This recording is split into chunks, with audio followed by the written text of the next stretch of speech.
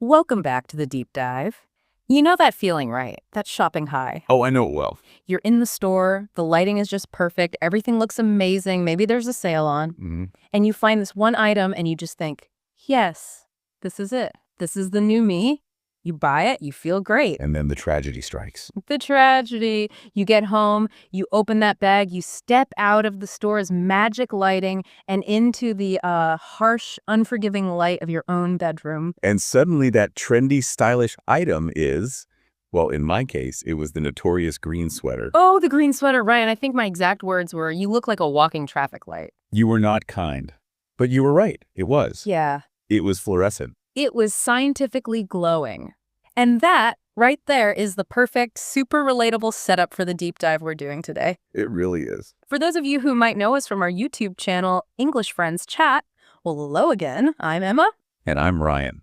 And today we're taking one of our most popular and I think one of the most high-stakes role plays we've ever done, the return scenario, and we're just going to tear it apart. Exactly. Our mission today is to give you a genuine shortcut to confidence. We are going to analyze the exact vocabulary, the cultural norms, all the little phrases you need to know when you have to return something in an English-speaking country. It's a task that causes so much anxiety for learners, I find, because it feels like a confrontation, right? It totally does. And we want to just get rid of that feeling right away, because the first thing you have to understand is the core cultural context. It's vital. Yeah. If you come from a culture where returning something is seen as, I don't know, difficult or maybe even rude. Like you're being demanding. Exactly. You have to completely reframe that in your mind. Because in places like the US, Canada, the UK, Australia, returning items is not a confrontation. It is so common. It's just a normal part of shopping. It's literally part of the business model. It is. Retailers budget for it. They expect it. So when you walk up to that counter, you are not bothering the clerk. You're not being annoying. You are just participating in a totally standard, everyday transaction. This system is built for this. That reframing is so key. You're not making a demand. You're enacting a policy that already exists. Perfectly put. So let's unpack this whole thing step by step. Before we even get to the words you need to say, let's talk about the physical things, the items you need to have with you before you even leave the house. Yes. We call these the 3 golden items. I like that. Because without them, the conversation, it just instantly shifts. It goes from a smooth transaction to a much more difficult negotiation. Okay, so golden item number 1, the absolute king of the return process. The receipt. Receipt. Let's spell it because it's a weird one. R-E-C-E-I-P-T. And right away, here's your first, crucial linguistic nugget. The pronunciation trap. The trap. That P is completely silent. You have to say receipt. Receipt. If you say recept, people will probably understand you. But mastering receipt, it just instantly adds this little layer of natural fluency. You sound more confident. It's a small win, but those small wins add up, right? Certainly. Okay, so its function, obviously it proves where you bought it, when you bought it, and for how much. Right. And the physical state of it, doesn't matter that much. In our role play, your character said the receipt was a little crumpled. Which is a great word. It's the perfect word, crumpled. It means it's all wrinkled and crushed, like it's been at the bottom of a bag for a week. Yeah, as long as it's readable, you're good. But we have to expand on this, right? Because it's not just about the little slip of paper anymore. That's a great point. We're in a digital world now. A lot of stores, like Target or big supermarkets, they'll just email you the receipt. So you can just pull it up on your phone. Exactly. If you say, I have my receipt in my email, that is perfectly fine. It's actually better in a way. And even better than that, the loyalty program? The highest level pro tip, if you're a member of the store's program and you scanned your card or gave your phone number when you paid. They have a record of it. They have your entire purchase history. It's tied to your account. Right. And that is often better than the paper receipt because you can't lose it and it's always readable. So you can just walk up and say, I don't have the paper copy, but can you look up my purchase under my loyalty account? And that is the magic phrase. It solves so many problems. Okay, fantastic. Let's move to golden item number 2, the tag or the price tag. Right. The little piece of cardboard or plastic that's attached to the item showing the price and the size. And the key word there is attached. It is the most important word. The tag has to be attached. This is where the retail policy really, really matters. It can't just be in your pocket, right? Even if you still have it. No. It has to be physically hanging from the item usually by that little plastic string. So why is it that one detail so important? It seems like such a small thing, but stores are so strict about it. It's all about one thing: resale. If the tag is still attached, the store can just take that item, put it straight back on the shelf, and sell it to someone else as a brand new item at full price. But if the tag is off, If the tag is off, the assumption, even if it's not true, is that the item has been worn or used. got it. And the second you remove that tag, the value of that item just plummets for the retailer. They can't sell it as new anymore. They have to discount it or send it back or whatever. They lose money. So that's why a missing tag is often the reason for an immediate no, or at the very least, it leads to that compromise we'll talk about later. Exactly. It's the why behind the rule. Okay, that makes total sense. So golden item number 3, original packaging. This is the box, the bag, the special wrapping that the item came in. For clothes, this is usually just the store's shopping bag, right? Which Yeah. isn't always a huge deal. Right. For a sweater, it's not critical, but for some things, it is absolutely non-negotiable. Like what? Give us the examples. Electronics. Number 1, a phone, a laptop, a blender, a TV, anything that comes in a box with all the, the styrofoam or the little plastic trays inside. You have to have that box. You must have it because all the serial numbers, the manuals, the little accessories like the charging cable, it's all part of that package. Without the box, the item is incomplete. They can't sell it as new. What else? Expensive shoes is a good one. They usually come in a specific branded box. If you try to return a pair of like $150 sneakers without the box, they'll often say no. The box is part of the product. So the general rule is the more expensive and the more complex the item, the more important the original packaging is. Perfect way to put it. Just assume you need it. Better safe than sorry. Okay, so you've got your 3 golden items ready to go. The receipt, the attached tag, and the original packaging. Now you need to know what your goal is. Yes. What are you asking for? And there are 2 essential outcomes, 2 key words you need to know: refund versus exchange. And you have to use these words precisely. A refund is simple. It means you want your money back. The money leaves the store's bank account and goes back into yours. Right. It could be cash if you paid with cash, but more often it's a reversal or a credit back onto the card you paid with. And an exchange is a trade. It's a swap. You give them the horrible green sweater. And you trade it for the same sweater, but in a nice, safe, dark blue color. You're exchanging one thing for another thing of the same value. And the mistake learners often make is being vague. They'll say something like, "Can I switch this?" Yeah, that's confusing. Very. You have to be specific. Mhm. "I would like a refund, please," or "I would like to exchange this for a size medium." Clarity just saves everyone time. Knowing which one of those words you're going to use is kind of step 1 of the actual conversation. For sure. Okay, so preparation is done. You're walking into the store, you're clutching your stuff and your disastrous purchase. Now you have to find the right place to go. Right. In our English Friends chat role play, my character went straight to the normal checkout line. And the clerk immediately said, "Oh, I can't do that here." Which is so realistic. The regular checkout is all about speed. Scan, pay, go. They're not set up to handle inspections and policy checks and all the complicated stuff that comes with a return. So where do we go? You're looking for a sign that says customer service desk, or maybe just returns. Sometimes it's called customer relations. Right. And a little practical tip. These desks are almost never at the front of the store. No, they're usually hidden away in the back or upstairs in your specific department. So if you walk into a huge department store, you need a good opening line to ask for directions. And the practice script we came up with is so simple and effective. It is. Just walk up to any employee and say, "Hi, I would like to return this item. Where should I go?" Let's focus on that phrase for a second. I would like to, because a lot of learners will just say, "I want to return this." Why is "I would like to" so much better? It's all about tone and politeness. Register "I want to" is very direct. It sounds like a demand, an order. Exactly. It can come across as a little bit rude or impatient, even if you don't mean it to. It's just very strong. Whereas "I would like to" is softer. It's so much softer. It signals respect. It kind of implies that you understand the clerk has to do some work for you. It just opens the door for a helpful, positive interaction instead of starting with a demand. It's like a little diplomatic shield. That's a great way to think about it. Yeah. It keeps the clerk on your side from the very beginning, which is what you want, especially if your return is, a little complicated. So you use that polite question, you get pointed to the back of the store. And that brings us to the next reality of the customer service desk. There is always a line. Always. You have to wait. And this is actually great advice for just managing your own stress. Go in expecting to wait. But don't just stand there getting frustrated. What should you be doing? Use that time. Organize your stuff. Take out your crumpled receipt, smooth it out, and actually read the back of it. Ooh, good tip. The policy is usually printed there in tiny letters. Exactly. It'll say 30-day return window or item must be unworn. While you're waiting, you can mentally rehearse your opening line one more time. Get your 3 golden items ready in your hand. So when it's your turn, you're not fumbling through your bag looking for everything. Right. You walk up calm, prepared, and organized. That customer is so much easier to help than the one who is stressed and all over the place.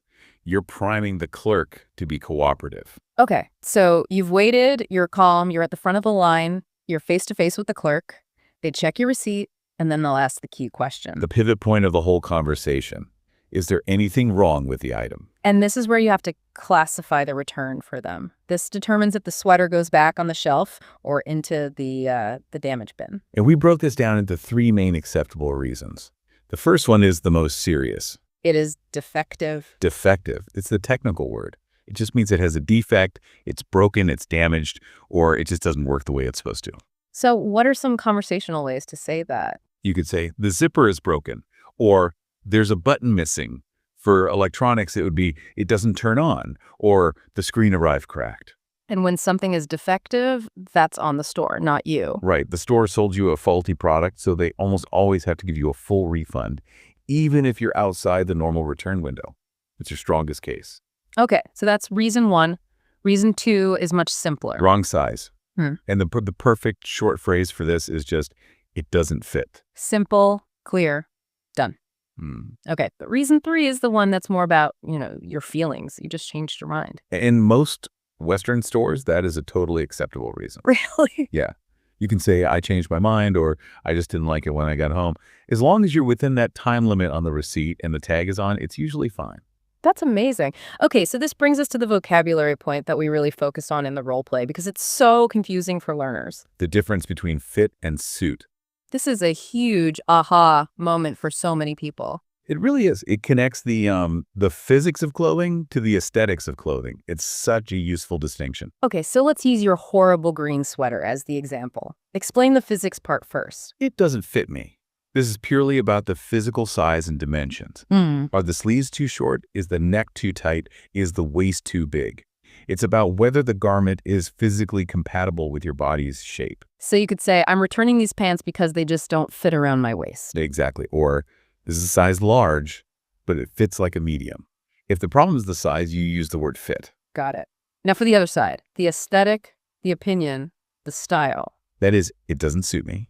This has nothing to do with size. It's all about the style, the color, the pattern, how it makes you look and feel. So your green sweater fit you perfectly. It was a medium. You wear a medium. It fit fine. Oh. But the color did not suit me. It made me look sick. It was a terrible color for me. So give us some other examples using suit. This feels like a more advanced, sophisticated way to explain a problem. It is. You could say, I love this dress, but the pale yellow color doesn't suit my complexion. That's a classic one. Or the cut of this jacket is beautiful, but it just doesn't suit my personal style. Exactly. When you use suit, the clerk immediately understands the problem isn't a defect, it's a matter of personal taste. So when the clerk asks, is there anything wrong with the item? The prepared, confident learner can say, No, it's not defective. It actually fits perfectly, but the color just doesn't suit me. It looked different in the store lighting.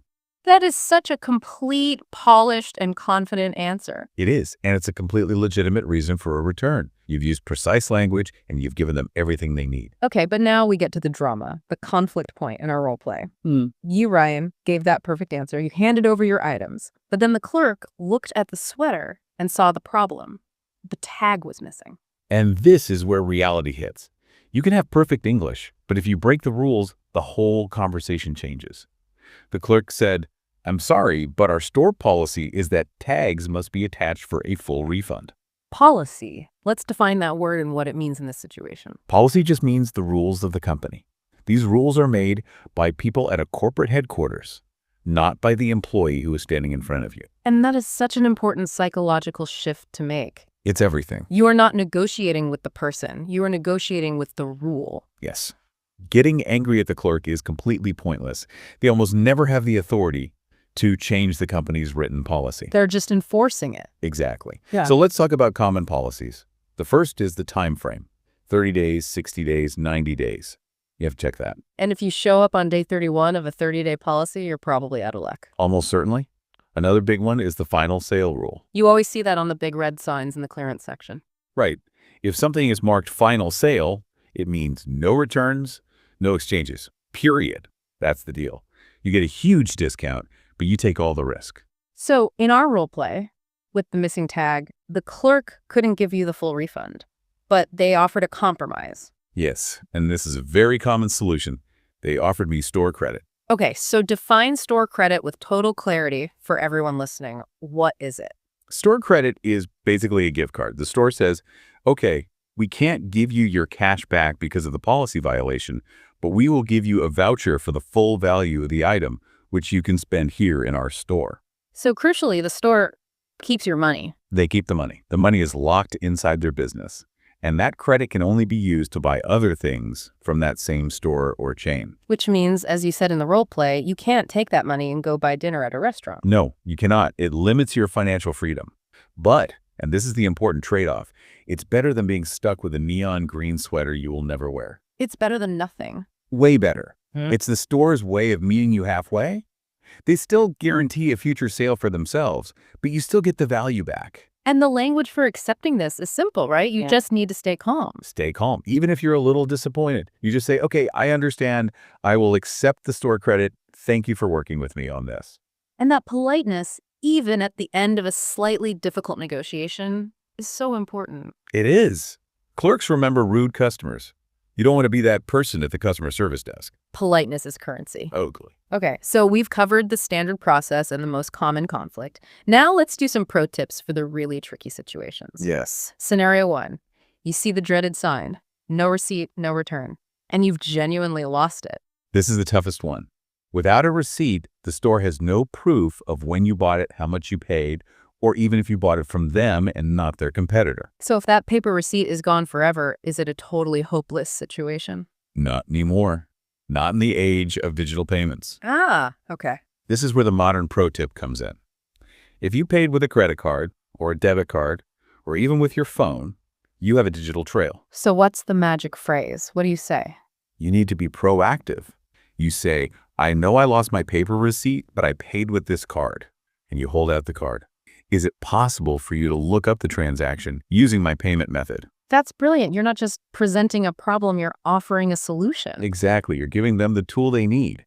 And most large retail systems can search for a transaction by the last 4 digits of a card and the date of the purchase. So it turns a definite no into a strong maybe? A very strong maybe. Now, a small independent shop might not be able to do this, but any major department store almost certainly can. It's always worth asking. Great tip. Okay, second exception. Let's introduce a word that often gets confused with returns and exchanges, but is very different. Warranty. Warranty. You usually see this word with more expensive durable things. Electronics, appliances, power tools. So like a TV or a toaster or a laptop. Exactly. Not usually for a t-shirt.